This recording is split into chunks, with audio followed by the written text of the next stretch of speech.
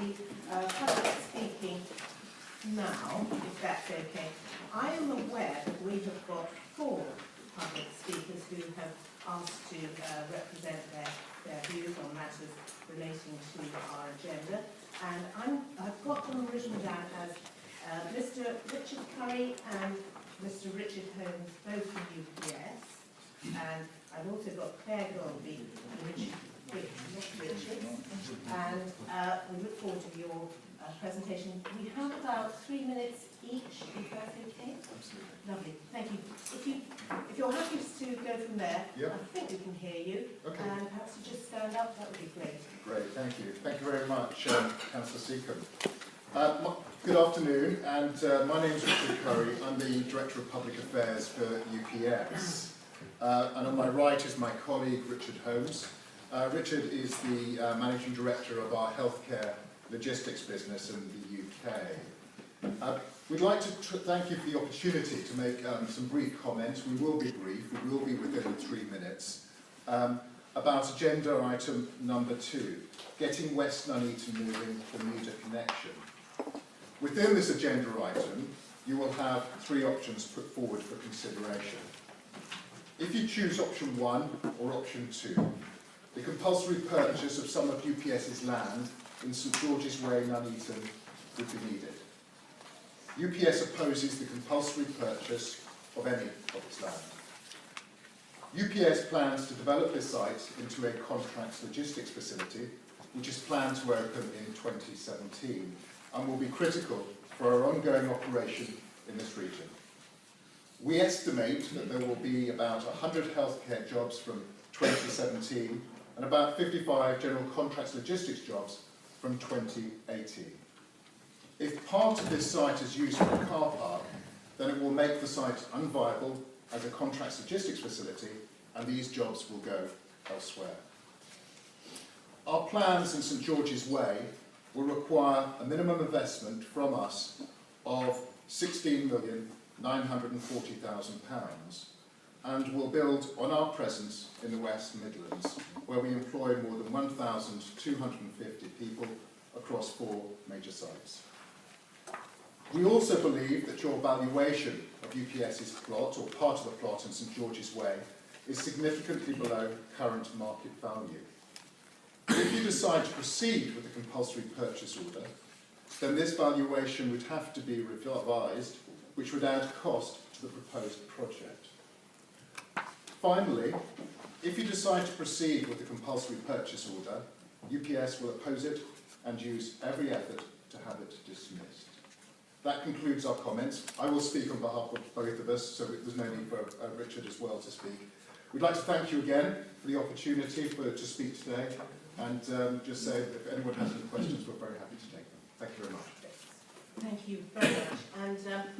And I think it's worth just saying that we have a planned meeting in the next couple of weeks. Well, we do indeed, absolutely. I think it's about 2 weeks tomorrow or something like that. Brilliant. Excellent. We'll look Pretty certain, is it? Thank you for the correction. Thank you. So I'm now not, Richard Holmes not speaking. I will take Claire Golby. Lovely, thank you. Thanks very much. As I don't have very long, I won't be able to say nearly as much as I'd like to, but having sent out the recent email to all councillors on behalf of the Bermuda Rejection Group, I'm hoping that you would have taken the time to pass a cursory glance over the documents to get an idea of where I'm coming from. Firstly, the consultation, despite the fact that 55% in the area agreed that traffic is an issue, only 36% of respondents were in favour of this scheme, and 25% of those don't even live in the consultation areas. Even though there are traffic problems in the town, the public support is not there. One major issue that this council should be seriously concerned with is the fact that the costs for this scheme have already doubled to £6 million before even getting to the detailed design stage, and these will only go higher. We've got the project costed at around £9 million using the same methodology and optimum bias. Only £3.02 million of the cost is grant funded, with a further £500,000 being passed in grant from the Nuneaton and Bedfordshire Council. The shortfall has to come directly from the WCC transport budget, as I said in my email. At the time when there are cuts having to be made in other essential services, is it wise to spend this on a scheme which won't fulfil its aims and objectives, and most people either don't want or don't believe is safe? I'm sure no one wants a repeat of the Rugby Relief Road cost escalation scenario. The scheme costs also don't include costs for compulsory purchase of land, dealing with heavily contaminated land, special waste, and it doesn't include any cost of compensation to residents for other environmental issues like noise and vibration that will be a direct result of this scheme. If this goes ahead, there will be a lot of people putting in these sorts of claims. Also, the journey time savings aren't significant.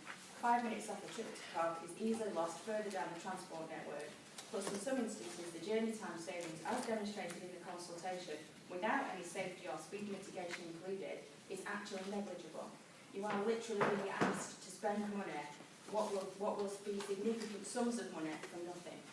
These time savings are also based on traffic modelling with current volumes and doesn't include future growth or any housing which has been earmarked for the development and the newly released Bedworth Road Plan. Additionally, there is major business in the area which wants to invest but won't be able to bring their plans to fruition if this scheme goes ahead. When all this is factored together and the revised down CW-led jobs estimate, this scheme will actually cost jobs, not bring prosperity. If you're interested in supporting local growth through the widening the Newton area, despite what any PCR algorithm is saying, this is not the project. You should be backing the upgrade of the A24 and the pinch point junctions just off it. This would benefit the whole area massively. At the very least, have this scheme deferred for 12 months while the A444 upgrade is progressed. Upgrading an existing A road linking the A5, Myra, Nuneaton, Bermuda Park, the M6 motorway and Coventry, rather than impacting on residential communities by funneling traffic from a strategic route through local roads. Yeah, through local roads across a 40-year-old disused bridge that it was not built to take. Thank you very much. Great. I think we've got our last public speaker is Richard Briggs. Thank you. Excuse me. I am here as a very concerned resident of Nuneaton to summarise just a few of my personal concerns relating to the Bermuda Connection.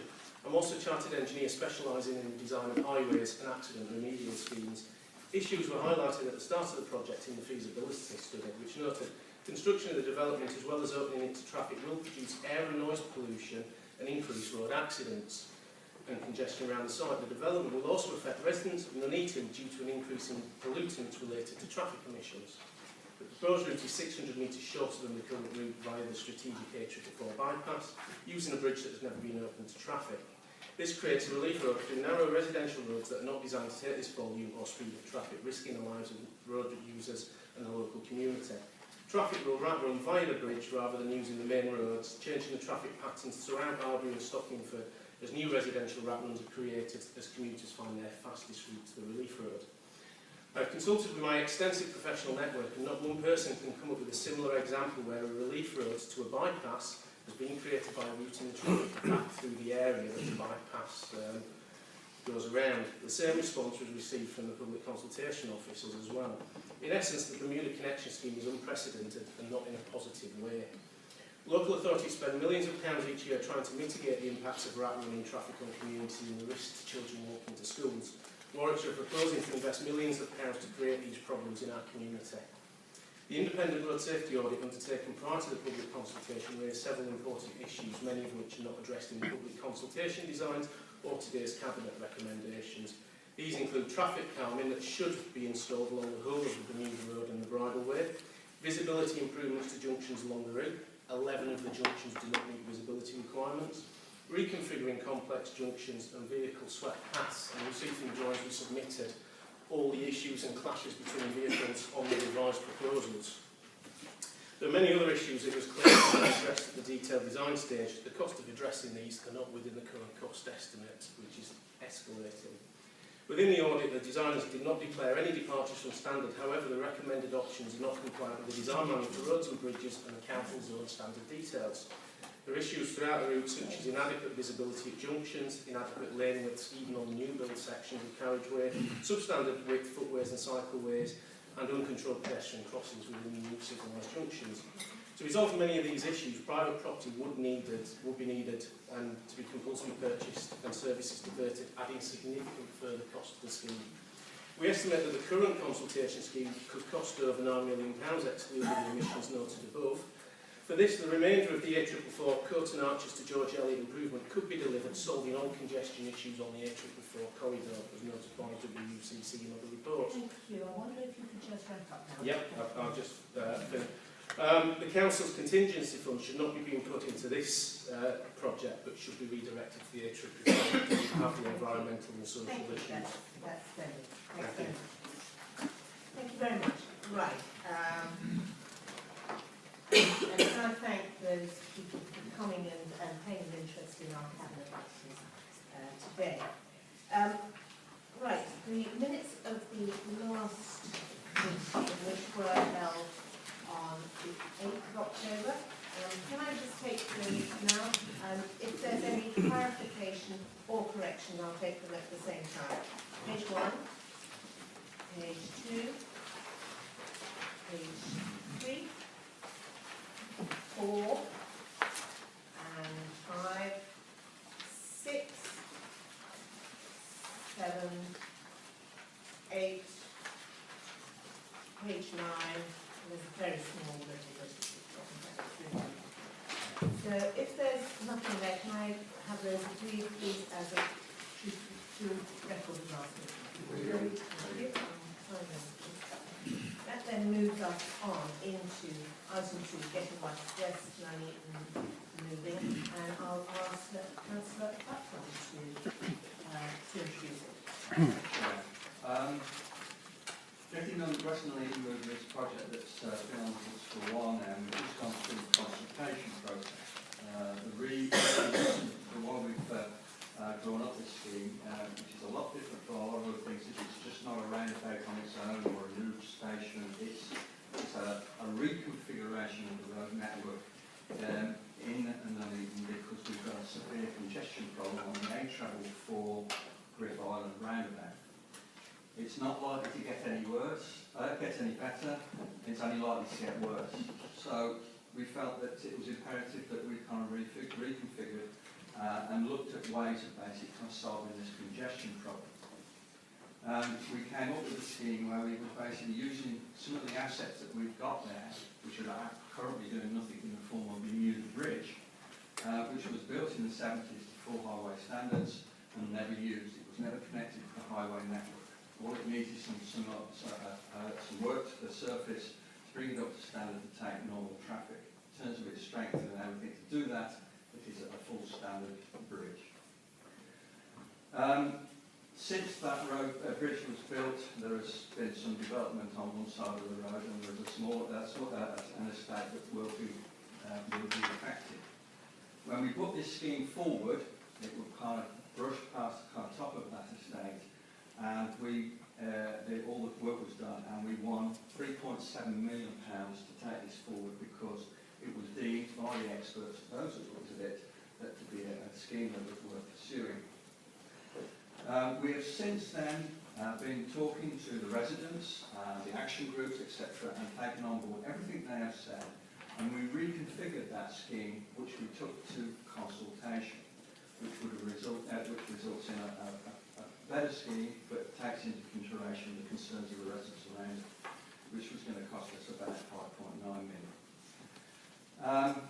This went to consultation. We've successfully gone through it, and there was a small amount of opposition to it on one hand, whereas a lot of people agreed we needed to do something. It was quite substantial. A substantial number of people admitted there was a significant problem on that junction.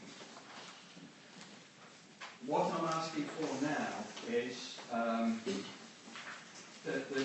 benefits of it are in this document here. I'm not going to go through it because it's a full set of the project. It's there to be read. What I'm looking for now is basic permission to kind of draw this scheme up to final design standards, and also pursue the extra money that is required that we basically as a result of taking on board the consultation process and also talking to the residents in that area. Chairman, well, basically from the rest of it, I think it would be better if I basically kind of answered questions rather than go into any kind of significant details along the way. But if there's any kind of questions, then I'm more than willing to answer them. That's helpful, thank you. Right, I'm going to just start with a clarification, if you would.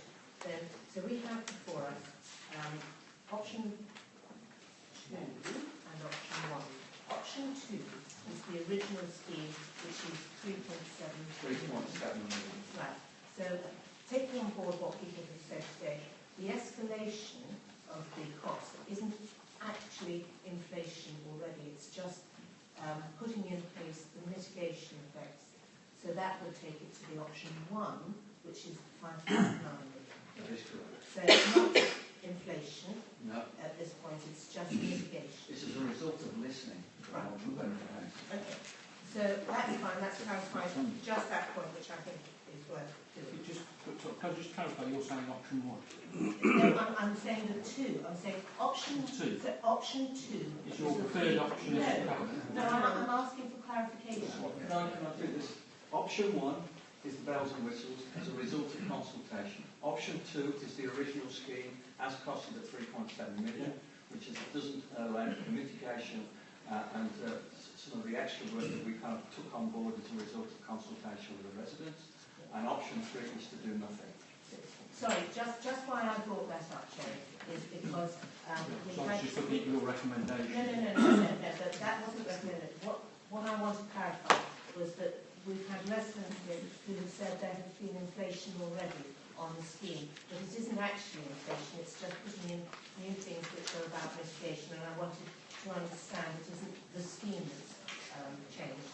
There's a basic scheme or there's an enhanced scheme, and that's those. I mean, it does do you want to be clear about your proposals? I think saying the same thing, but I just wanted to be very clear. It says in accordance with option 1 or to pursue option 2 as described. So would you like to be clear, Peter, about which option you're It is my personal preference that we kind of take forward option 1. Right. Thank you. Okay. Keith, Councillor Constable. Thank you. I'll stand to make it clear for everyone. This scheme doesn't have a small amount of opposition. It has a colossal amount of opposition. At the general election, 4 out of the 5 general election candidates were against it, including our MP, Marcus Jones. The scheme hasn't just got a little bit more expensive, the scheme has got a lot more expensive because you're basically rebuilding a large section of road that would not take the traffic. You can't take lorries around sharp corners on a relief road. And there's things like 82 new lampposts needed on this new route. The route is getting more and more expensive. And actually, even the £6.8 million scheme isn't actually properly compliant with the highway design rules for manual streets design. We actually, in the emails I've received this morning, have to demolish a house on the corner of Bermuda Road to actually make a compliant turning into Bermuda Road from Heath End Road. This is a very, very expensive scheme. It's going to get more expensive, more unpopular. And yesterday you had a great event in the road walk where people put balls in tubes. This consultation was, you can have this road or not, do you want it? What we actually should have consulted on is we have £10 billion to spend on the Nuneaton to relieve congestion. How do you want us to do it? Because the most sensible thing to do in the long term is open Bermuda Bridge, open the railway station up at Stocking Ford, open Bermuda Bridge up for cyclists and pedestrians properly, and actually spend some of the rest of the money on sorting out our ring road that runs through the middle of the Nuneaton. There's lots of good things we can do. And if the houses do get built on Arbury Lawn, they will have their own relief road onto Walsingham Drive. This scheme will become obsolete within 4 years because other highway improvements will take away the need for this NAF bypass. This is a NAF bypass that runs through a residential area. I do ask you... Technical expression? Yeah, I do ask you to come and have a look at it, because the residents will walk you around and actually see what you're trying to do and where you're trying to build it. Because the residents want you to build out onto Walsingham Drive, where there's actually clear space to do a decent relief road. You're trying to put a relief road off Heath End Road, off the middle of Heath End Road, you can't build a relief road from the middle of Heath End Road. You've got to build it further back, otherwise you're just adding to traffic. The whole thing is just totally nuts. And we are told it's going to create jobs. We already heard about 200 jobs-ish we might lose from this. There are 3 other businesses which you want to compulsory purchase land from. This scheme is just totally mad. And I'll be calling it in, line in front of the bulldozers, and freedom of information requesting this for the next 4 years. Thank you, Chair. Thank you. Right, I've got June. Councillor Tandy, please, and then Councillor Hicks. Okay. Okay, thank you. Before I say anything more, Chair, could I just make one point? I really want to register mine and other members' sincere thanks to the officers who have done all the work on this. I would especially mention Nigel, who has done the majority of the work. And if it is possible, Chair, I'd like those thanks to be recorded in the minutes. Thank you. But moving on to the proposal, Chair, I understand the difficulties that local residents have faced on this. I don't accept the points that Councillor Condecourt has made, because I heard him on the radio this morning, and this scheme is going to, I've been looking through the papers actually, this scheme is going to cost £10 million. I haven't seen the figure £10 million anywhere in the papers that I've got in front of me. I believe, as a local resident, and one half of this proposal is in my area as well, that this will alleviate the junction on the A444, which will eventually in turn move into the proposals that are going on for the rest of the A444. But what is more important is that it will relieve the congestion on an inner road, which is Heath End Road. It is well known that at peak times, and I say peak times, you can queue, it can take me half an hour to go about a mile from one place to another, because I can't get down there because of the traffic. I don't think we really want to refuse funding to look at the traffic problems. He talks about the ring road. There has never been an outer ring road in Nuneaton. There is an inner ring road in Nuneaton which goes round the town. It does not go round the edge of Nuneaton. He also talks about a Western Relief Road. Do people not realise the cost of a Western Relief Road?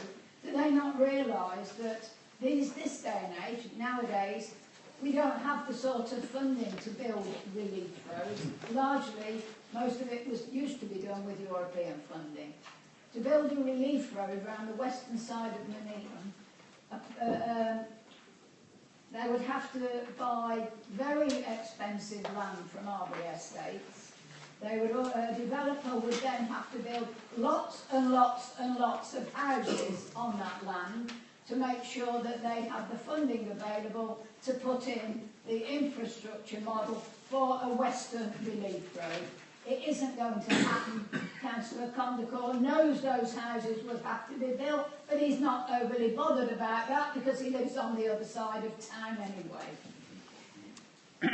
I am supportive of this proposal, Chair. I always have been. In the area in which I live, I have not had one single complaint given to me about this proposal.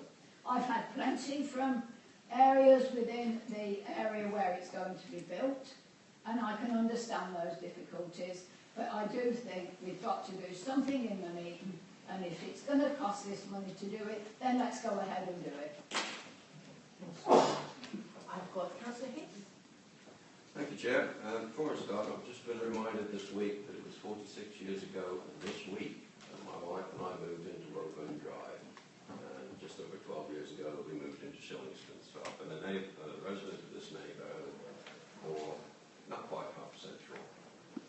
From that, when we considered this at full council a year or so ago, I spoke of some key challenges within these proposals, especially at the pinch point in the scheme at the junctions of Heath End Road with Bermuda Road, Heron Hounds Lane and the Railways. I spoke of trying to squeeze a quarter of a point pot and of previous attempts to redesign these junctions, leading to relatively modest adjustments. And I spoke of, at the very least, land acquisition needed at the Heron Hounds Pub and Heron Hounds Lane being needed to even try to work up a scheme at these junctions. So to be fair, I see that within option 1, that land acquisition is proposed. Whether or not this will be sufficient to achieve the traffic flows anticipated remains a matter of judgment, and I remain doubtful as to how much new capacity can be developed there. But this land take-up is a very minimum need before we can start to make progress. Because I was so focused on this particular Achilles heel, I had not fully appreciated another challenge lurking at the other end of Bermuda Road, where there are junctions with Riders Close, Bermuda Village and Bridleway. This became apparent to me when I examined the highway safety orders prepared by a separate, independently minded group within our highways department. I found their comments helpful and informative, as well as independent, and their contribution helped me to widen my areas for concern. Again, the land acquisition required in option 1 is a basic prerequisite if essential design work is to succeed. I attended 2 consultation events this summer, which I found informative, up to a point. The good thing to say about them is that I never had the feeling at any time that anyone was trying to sell me something. On the other hand, while staff were only too happy to explain the proposals and to point me towards further information, I came away with more work to do. But overall, the consultation was a useful experience. Some points I picked up from the report to Cabinet. Under 1.2, present value of benefits, there is a general benefit of £60 million to be realised over a period of 60 years. You will understand if I am underwhelmed. Any figure based on a 60-year forward projection is bound to feel at least immaterial and, at worst, hopelessly vague. I'm not sure why it was in there. The suggested benefit of the proposals is to improve journey times in various directions at various times. From the consultation, I picked up the projected impact on journey times. And to go back to what June was saying, there have been 2 occasions this year where I've joined the 4 o'clock queue to get into town. Both times, well, the second time I timed it meticulously. I arrived at the Elmwood Palace at 4 o'clock. I came away at College Street Island at 9 minutes past 4. And it was about the same on the other occasion. According to the projected impact on journey times, that journey should be improved in the evening by 2 minutes and 10 seconds. If you're going on to Galley Common or Stockingford, it'll be 2 minutes and 15 seconds.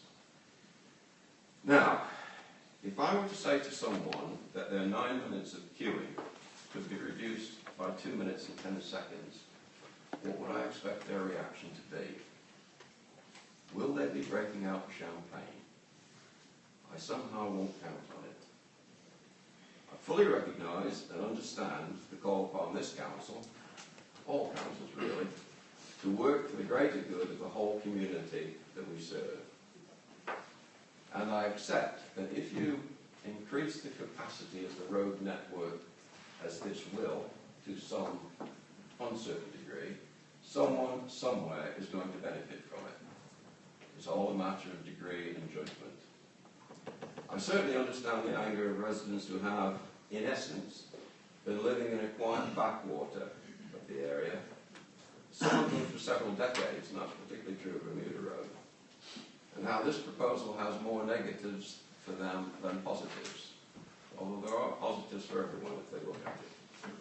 If this proposal is to have any chance at all of serving the wider good of Western Nuneaton, it must have the resources that are provided in option 1. Nothing else will do. I've got 1, 2, 3, 4, 5 more speakers, and I think probably we should try to wrap it up at that. So I've got Councillor Roodhouse, Olner, Clark, Hayfield, and Zep. So if we go with Councillor Roodhouse. Thank you. Though I don't come from Nuneaton, but I'm fully aware about Western Relief Road and Rugby, coming from Rugby. And don't fully understand the golden mile. That I do know the area well. Having sold in the Nuneaton area or Warwickshire area, it's that industrial estate numbers of times, and I know the estate and the road down there for about the last 25 years. So, you know, I do understand the geography. And what I wanted to clarify around option 1 was really comes down to the financial risks and the mitigation coming from Rugby, of course. And in the paragraphs 5 and in some of the bullet points. And if you move forward with the option as described, which is the point that's been made about the extra funding and the extra work that's going to be needed, there are financial risks and mitigation around getting that funding. And it does talk about the external funding. So what I like the portfolio holder to try and give me an insight as to where we are with external funding towards this project and how secure we feel that is. And then the second point really is quite a simple one. It's around the assurances that we can have as a council about the financial costs and the cost estimations around that. Though the officers here work really hard and really well, and we've had things happen in the past, I do get very concerned about project management and exercise some about project management. And so I need to seek assurances around those particular elements, and certainly around the financial parts of this, because my experience of projects of this nature is that the cost overruns do start to run away, and before we know it, we're too committed as a local authority to the scheme to go back, but we have to go forward, and the next thing we know is that everything else gets chucked out the window and we're stuck into millions, and the Department of Transport or nobody else wants to help us, or the MPs, because they've all run over the parapets and thrown hand grenades at us for doing poor project management. So I think I do need to get those assurances today. So that's a point. Can you hold that point for Peter? Okay. And yes, thank you, Chairman. I should be fairly brief. We wouldn't be sitting in this room today trying to help relieve some of the traffic and congestion on the A444 if the bridge wasn't there. You should never work this scheme up from brand new if that bridge wasn't there. And it's not going to be a Western Relief Road. It's going to be a relief road, so that hopefully we'll be able to cure some of the congestion at the Griff roundabout to the hospital, and College Street. I use that route at least 6 times a week, backwards and forwards. And I have to say, last Thursday it took me 25 minutes to get from the Griff Island roundabout to the George Eliot Hospital roundabout. It doesn't happen every time, but at 4 o'clock you could say it's a regular 20-25 minutes. And if you look at the analysis of the response forms about traffic congestion in Western Nuneaton, and it causes problems in my day-to-day activities, as well as representing Arbury, I also represent Stocking Ford. And you'll see on that graph, most of the responses from residents who live in Stocking Ford, they had problems going to work, going to school, going to the hospital. You know, and they see that on a daily basis, with the exception of Saturday and Sunday. Saturday and Sunday is no problem, but the rest of the time, it's absolutely congested. In fact, I think if we'd wanted to raise, if we wanted to raise the banner a little bit, we should have put a banner on the side of the bridge and said, do you really like sitting here in this traffic looking at this banner? If you don't, sort of get in and make your views known. Just a few points that Keith made as well. You know, I mean, I can never quite know where Keith's coming from in a way, because he wants it open. He said so, he wants it open. But only for buses and cycles. Now, that seems to me a crazy amount of money to open a bridge that only buses and cycles can use. And the other thing about the Western Relief Road, if you do have a Western Relief Road over land in Arbury, Arbury will be completely swamped with houses to pay for it. Oh, and by the way, that might be 10 years away or 12 years away, even at a sort of good estimate. So what I would want, I think we should talk to UPS, because to be fair, the compulsory purchase is not required for the road. It's required for the railway station. Yeah, so that puts it, it's not for the road. But I think, and I'm pleased that Peter has said that he supports option 1, because in supporting option 1, you're actually supporting those residents who made submissions, greatly increase the price of it. But at the end of the day, if those are put in, those mitigating services, things are put in, then it's certainly going to help the people and residents who live around there. Thank you, sir. I would urge you to support option 1. Right, Councillor Clark. Thank you, Chair. Having lived in Leeds all my life, I am acutely aware of this area, both Coventry Road, before it was dual, and before the egg travel port was even built. Capacity in that area is a major issue. Particularly as we've got, as has been said, George Eliot Hospital located in the centre of that triangle sort of thing, between Bermuda Road, St David's Way and the Griff. It's really sad that we have to look at this point to try and mitigate some of the impacts that traffic has created. If we were starting from square one, we hadn't a road across around the back of Arbury, but we'd also have a large development in that area. It's not in the borough plan, it's not going to come forward. We have got to work with what we've got. And what we've got is an option before us today to look to consider moving this scheme forward, looking at mitigations that have been suggested to try and address some of the concerns that have been raised, and I appreciate it's never going to address all those concerns because you are in a built-up area. You can only do so much. However, that area does need some work and some investment put into it. I understand UPS's position in relation to the CPO of the land, and I heard that we are talking with them, so I hope that some sort of consideration can be given to that if we do go ahead with this scheme. But at the present time, given what we've got and where we're starting from, and the assurance that we're looking at the option 1 with the mitigations, I would be supportive of this at this time, Chair. Thank you. Two more speakers. Councillor Phillips. Thank you. Before we make a decision today, I just want you to think for a moment about another project, and that's HS2. Most members of this council don't support HS2, and for good reason. It's very expensive. The cost seems to be rising with each new report. And then there's also the human cost to those who live along the route. The lives of our fellow Warwickshire residents will be irrevocably damaged, and all for a mere 20-minute reduction in journey times. So now I want to return to the bridge project. Like HS2, the cost of this project seems to be ever increasing.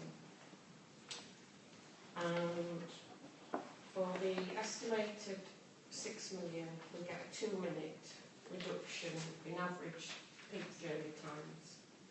6 million for 2 minutes. For those who live along the route, like those who live along the HS2 route, which we all sympathise with, their lives will be completely disrupted and damaged. There's a much better alternative, and that's the A444 improvement scheme.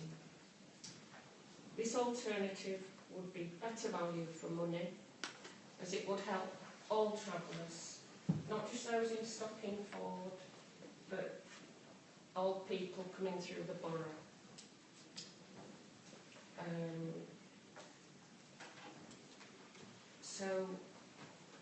There's also the UPS loss of hundreds of jobs, and I would like this decision to be delayed until we've spoken to UPS, and well, I prefer it to be halted today. I just think that I prefer you to decide to throw everything at improving the age of comfort and benefit everybody. A bit better value, thank you. And lastly, we've got Councillor Hughes. Thank you. Well, I don't live in Nottingham, but occasionally I drive through this route, and I know what it's like, and I've got the luxury in my life to avoid driving this route at certain times of the day. Many others haven't. When this was first discussed a year or more ago, Councillor Hicks made really good points about the local impact and stuff, and we all said that we ought to be looking at the mitigation that goes on associated with this road. And I'm very pleased that option 1 takes that up, and it is looking at the mitigation on the local roads and the local residents on that. And if the costs do appear to be ever increasing, it's because we're putting more and more mitigation into it, rather than just rising the actual costs of the project itself. So I'm pleased about the mitigation. I can see that the compulsory purchase proposals will cause local difficulties, and I hope that these will be explored further in the discussions that take place. I don't know what latitude, if any, there is on that, but I know that I'm sure we will look at it in more detail before. If we go ahead with this, this represents a sizable capital investment in Nuneaton and Bedworth to try and, as you say, get things moving. And I think we should recognise that and welcome that. So I will be supporting option 1. Thank you. Right, that is the end of our speakers. So we're back to you, Peter. And can I just draw our attention to the comments made by Councillor Tandy about Nigel White and his officers and support those and concur with them. Thank you very much, Nigel, for you and your team and all your time. Peter. Thank you. There's all sorts of different comments, and I'll try and weigh through them as best I can. In terms of the H4 corridor improvements, which was mentioned here, in terms of the programme of the H4 corridor, only Code and Arches Round, which we've now got funding for, and the new connectivity schemes have received funding. There is no guarantee the other elements of the programme will ever receive funding to secure the delivery. So it's all part of the same tranche of schemes anyway. The other one, there's talk about the link road, which has been suggested. The link road has been suggested on a number of years. In that period, no developer has come forward to progress the proposal. It is highly likely that this will remain the case for some time, whereas the County Council wishes to act now to address the traffic problem we have. In issues of West Nuneaton now, if the link road is eventually implemented, it will provide relief to the wider area as well as the development it would serve. However, those wider benefits are heavily dependent on the Bermuda Connectivity Scheme having been carried out. By contrast, the Connectivity Scheme will deliver its calculated BCR even if the link road is not built. Therefore, the Arby Estate Link Road is not a viable alternative to getting Western Nuneaton moving, and i.e. doing a connectivity scheme. So there's 2 items. In terms of deviation from standards, it is quite regular that we do deviate from standards. It might be as much as 2 inches here or an inch there, but it's still classified as a deviation from standards. When we're dealing with a built-up area anyway, without basically kind of knocking everything down and starting from scratch or starting with a greenfield site, absolute sticking to standards is not something that regularly happens when designing road schemes. So, and also, I think Councillor Hicks kind of thought about Heatham Road. The reason you're quite right, we've basically taken on board the fact that we kind of like, it's about visibility. And because we're using traffic lights on that road, the absolute need for visibility on that line, because it's being controlled by traffic lights, it's not quite the imperative it would be if it wasn't. What was the other one? Key Concord. I think we've had these debates before about escalation of prices for the key. 10 million is now escalated it up to. If we get up to that point, the scheme won't go ahead anyway. We've got a situation here where we can progress a scheme costing the amount that we've projected here, which has a significant VCR, which does not include, I might add, the employment figures. We've taken it out. So this is a VCR calculated without employment figures. Nuneaton, in my opinion, needs some investment. It needs to get things moving. It needs a better road network and a moving network to attract the investment that it needs, and to also come to terms with the fact we have got a growing county. The traffic is getting more, and if we turn our backs on this scheme, I personally feel myself to be negligent. In terms of the funding, we will be going back towards all the funding pots and with a view to kind of making that case and finding the funding. I'm not sure of the timing on when that will be. Do you have any idea, Michael, how long it will take? January. In terms of, can I just say, we will have a report coming back to us within 6 months. because this is a significant amount of extra money, the funding aspect of this scheme will have to go back before a full council, I believe. I think anything over 500,000 has to go back before full council. So the funding aspect of it will be back before full council anyway.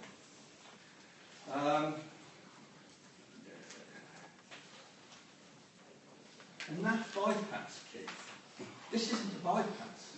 This is a reconfiguration of our existing road network. This is basically kind of taking the people who use this area of Nuneaton have got 2 routes. We're providing them with an option of 3.